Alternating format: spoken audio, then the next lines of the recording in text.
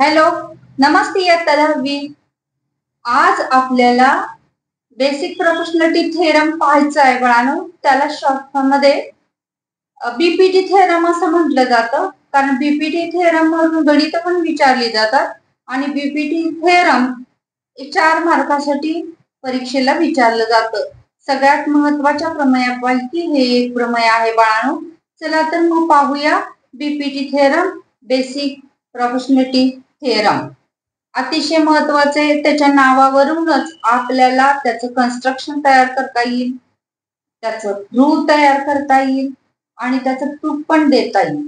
अतिशय सोपं आहे, समजून घ्या तर 4 मार्कासाठी हे गणित पडेल. बघा, basic proportionality theorem.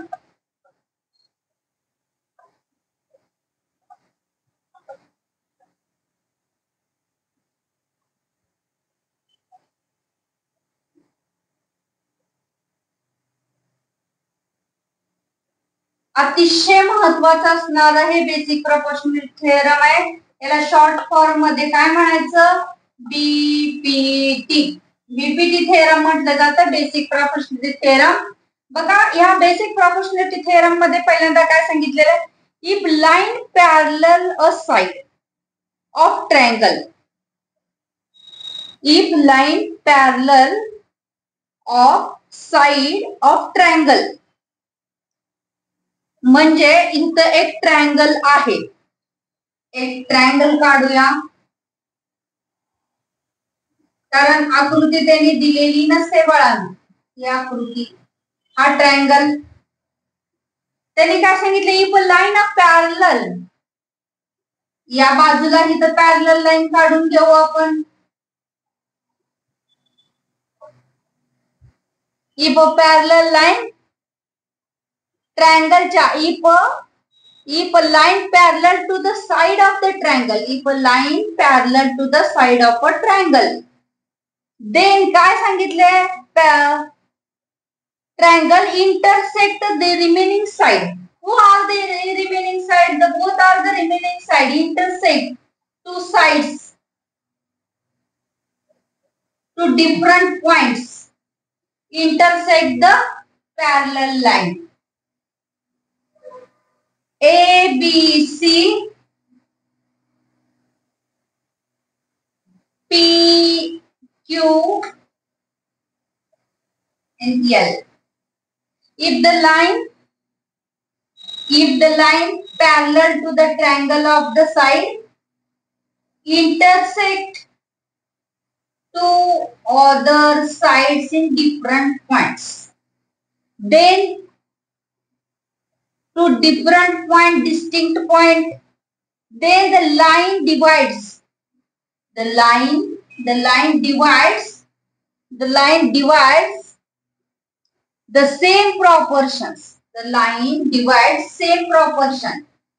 Therefore, AP divided by BP, AQ divided by QC. बघा, एका त्रिकोणाच्या एका बाजूला, म्हणजे त्रिकोणामध्ये एका बाजूला समांतर असणारी रेषा त्रिकोणाच्या दोन बाजूंना दोन भिन्न बिंदू मध्ये छेदत असेल तर ती रेषा त्या त्रिकोणाच्या, म्हणजे छेदणाऱ्या बाजूंचे दोन समान भागात काय करते?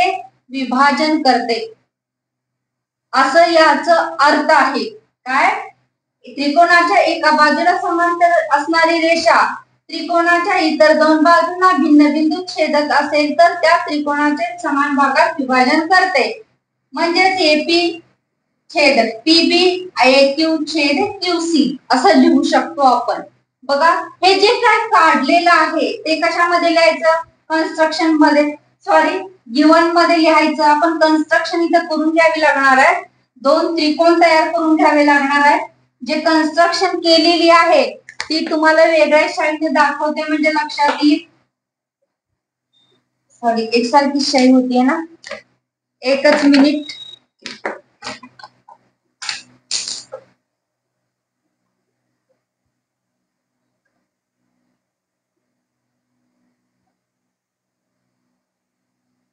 ही काय करून घेतलेली आहे आपण? कन्स्ट्रक्शन. हे थेरम फार महत्वाचं आहे, समजावून घ्या बाळांनो. तर आपल्याला गिवन काय लिहायचं आहे? In triangle A B C, बरोबर की नाही? In triangle A B C line L is parallel line B C. त्यानंतर काय सांगायचंय? Line L intersect, line L intersect कुठल्या कुठल्या बिंदूंना? Line A B at point P and line A C at point Q. हे सांगणं फार गरजेचं आहे. मग पहिल्यांदा काय लिहायचंय आपल्याला? गिवन. तिथं गिवन गिवन गिवनचा काय सराव करावा लागणार आहे का? नाही. In triangle A B C, triangle A B C मध्ये, in triangle A B C line L कुणाला पॅरलल आहे? Line L parallel line BC. L त्या बीसी ला काय आहे? पॅरलल आहे. Line L parallel line BC and line L intersect and line L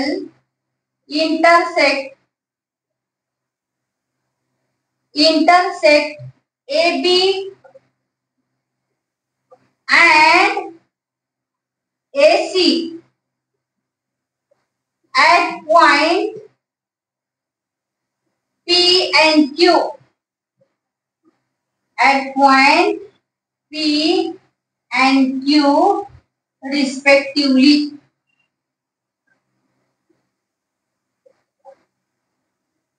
याचा अर्थ काय झाला?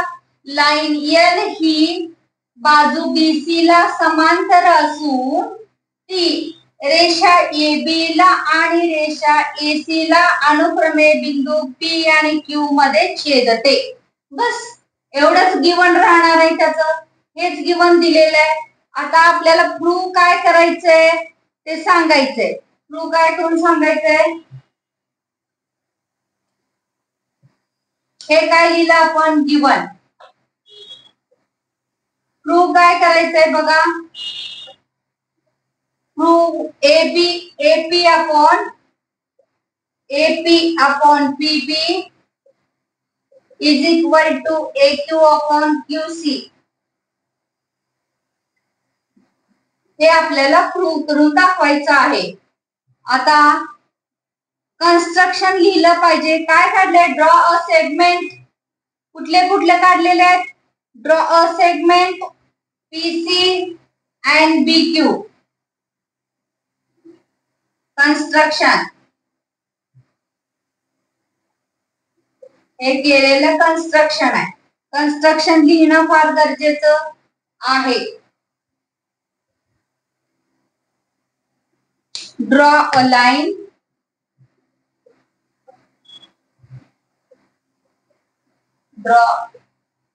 for segment, draw a segment BQ and PC.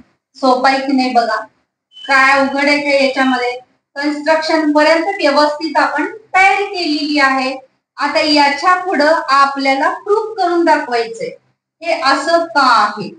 हे असंच का आहे हे प्रूव्ह करून दाखवायचंय. बघा आता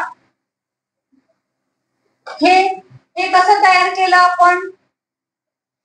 If the line parallel to the side of the triangle, आकृती त्याच्यावरून काढली, एक ट्रायंगल काढला, या साइडला ही लाईन पॅरलल काढली.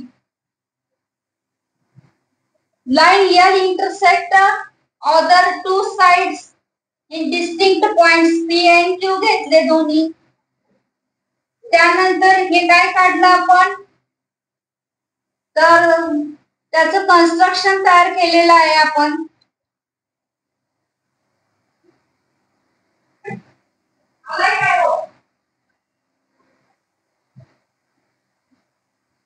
कन्स्ट्रक्शन तयार केलेलं आहे बघा आता प्रूफ. मग सुरुवातीला काय करायचं? APQ आणि BPQ चा विचार करायचा. In triangle APQ and triangle BPQ या दोन्ही त्रिकोणाचा विचार करायचा. In triangle APQ and triangle DPQ.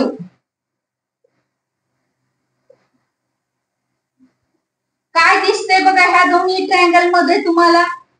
या दोन्ही ट्रायंगल मध्ये APQ आणि BPQ हा PQ दिसतोय. सेम APQ आणि BPQ मध्ये ही उंची आहे त्याची PQ ही त्या दोन्ही ट्रायंगलची, म्हणजे हा बाजूला काढून दाखवते बघा. हा असा ट्रायंगल काढलेला आहे तिरपा. इथं P नाव दिलंय, इथं Q दिलंय, इथं A दिलेला आहे, इथं B दिलेला आहे. तर हे दोन ट्रायंगल समान उंचीचे आहेत. PQ त्याच्यामध्ये कॉमन उंची आहे. तर ते कशाच्या प्रमाणात असणार? बेसच्या. मग याचा बेस कुठला? AP. APQ चा बेस AP आणि BPQ चा बेस BP. मग त्याप्रमाणे इथे लिहायचं triangle APQ and triangle BPQ have equal height. Have equal height. ह्या दोन्हींची हाईट कशी आहे? समान आहे. म्हणून काय म्हणता येईल? Therefore area of triangle APQ divided by area of triangle BPQ is equal to, यांचे बेस कोणते घेतले आपण? AP upon PB. AP divided by PB. हे कशामुळे घेतलं हे लिहिणं गरजेचं आहे. AP upon PB का लिहिलं? तर area proportionate base.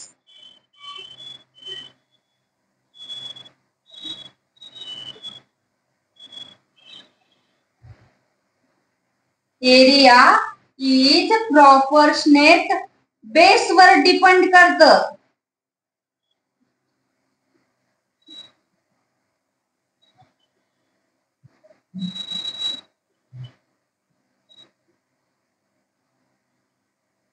Area proportionate base हे म्हणून त्याचे बेस लिहिलेले आहेत. बेस मूलभूत त्याच्या बेसवर डिपेंड आहे. चला तर मग आता दुसरा त्रिकोण बघूया. हे कळालं ना? इन ट्रायंगल APQ BPQ याच्यामध्ये हाईट PQ ही इक्वल आहे. आता दुसऱ्या ट्रायंगलचा विचार करायचा. याला द्यायचा 1 आकडा. दुसरा ट्रायंगल APQ आणि दुसरा त्याच्या सोबतीला वाचायचा PQC. कुठला वाचायचा? In triangle PQC. बघा, in triangle APQ and triangle PQC. बघा इथं APQ इकडे असे ट्रायंगल मी काढून दाखवते तुम्हाला. हे ट्रायंगल असे आहे, असे. इथं AQC आहे, इथं P आहे. मग याच्यामध्ये पण APQ आणि PQC असा आपण हा ट्रायंगल वाचला. याच्यामध्ये पण PQ ही इक्वल हाईट ट्रायंगल आहे. म्हणजे हे depend upon their base. Base वर डिपेंड करतात. एरिया प्रोपोर्शनेट बेस वर डिपेंड करतात. मग काय लिहायचं? इथं सुद्धा काय लिहायचं? इथं काय येणार मग? Have equal height. Have equal height. Have equal height. म्हणून therefore area of triangle APQ divided by area of triangle PQC. याचे बेस कोणते आले? AQ छेद QC. AQ छेद QC. हा दुसरा आकडा. हे काय लिहायचं? तेच लिहायचं. Area proportionate base. तर तोच आधार येणार आहे एरिया. बघा आता 1 आणि 2 आकडा झाला. आता या दोन APQ तर समान आहेत का नाही? फर्स्ट आणि सेकंड मध्ये. आता BPQ आणि PQC चा विचार करूया जरा. हा BPQ हा त्रिकोण झाला आणि दुसरा त्रिकोण आहे PQC. हा PQC. बघा बरं याची हाईट पण समान आहे, कारण हे PQ पॅरलल BC आहे म्हणजे हाईट समान आहे. त्याचा पाया PQ हा म्हणजे समान हाईट, समान उंची आणि समान पायांचे त्रिकोण आहेत, इक्वल बेस इक्वल हाईट, म्हणून एकास एक असणार. म्हणजे हे दोन त्रिकोण कसे असणार आहेत, समान. आता इथून काय करूया, थोडस पुसून घेते वरच.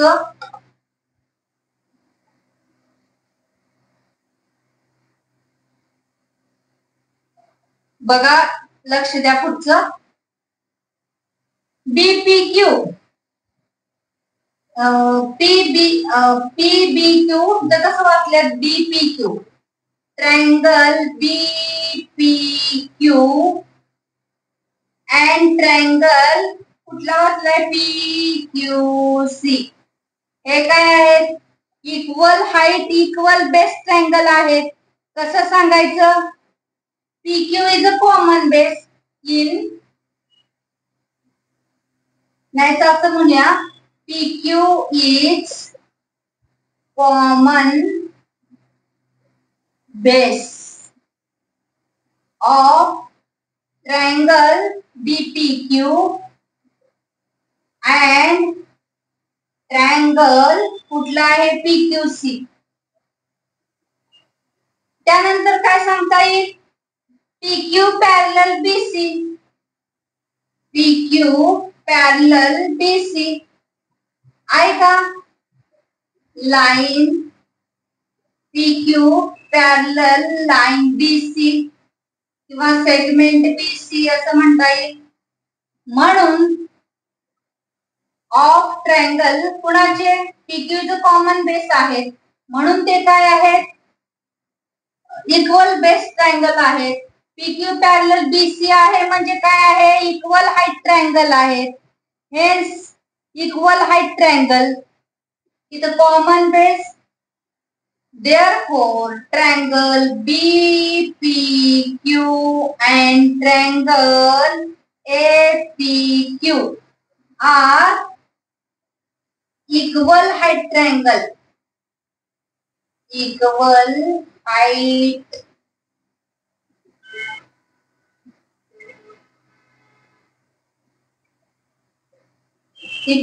ट्रायंगल आहेत ते. एपीक्यू आणि बीपीक्यू इक्वल हाईट ट्रायंगल आहेत म्हणजे समान आहेत. म्हणून therefore area of triangle BPQ बरोबर एरिया ऑफ ट्रायंगल पीक्यूसी. कारण हे तिसरा आकडा देऊया, कारण common base equal height triangle आहेत म्हणून. मग आता बघा, हे सगळं समान, एपीक्यू ला एपीक्यू समान, बीपीक्यू ला पीक्यूसी समान येते ट्रायंगल, म्हणजे इकडच्या बाजू समान असणार आहेत. म्हणून therefore area of triangle एपीक्यू divided by area of triangle BPQ is equal to area of triangle APQ